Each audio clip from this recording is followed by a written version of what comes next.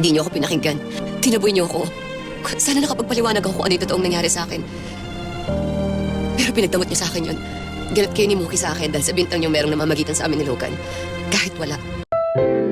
Ang susunod na programa ay rated PG. Ito ay nangangailangan ng patnubay at gabay ng magulang para sa mga batang manonood.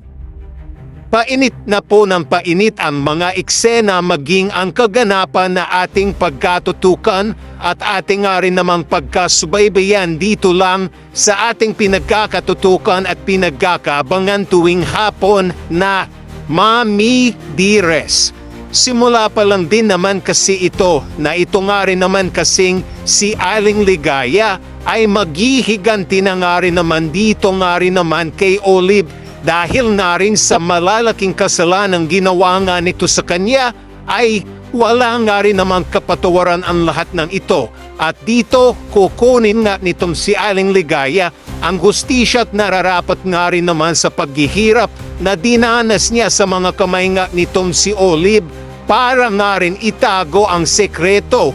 Gayun din ang pinagkakaingat-ingatan nga rin naman itong hindi umano malaman nitong si Danilo, Muki maging nitong si Emma ang sekreto niya. Pero mukhang huli na nga rin naman kasi ang lahat dahil dito nga rin naman kasi wala nang magagawa pa itong si Olive kundi tanggapin na lang nga din naman ang katotohanan na ang lahat ng kanyang mga plinano ay nasira na at wala na nga rin namang magagawa itong si Olive kundi tanggapin na lang din ang kanyang magiging kapalaran na makukulong na nga rin naman ito at hindi rin papayag itong si Emma maging itong si Danilo na hindi pagbayaran itong si Olive ang mga malalaking kasalanang ginawa nito sa kanila. At dito nga rin naman ay natatakot na itong si Olive sa mangyayari sa kanya at dito sa paghaharap na rin naman nila nitong si Aling Ligaya.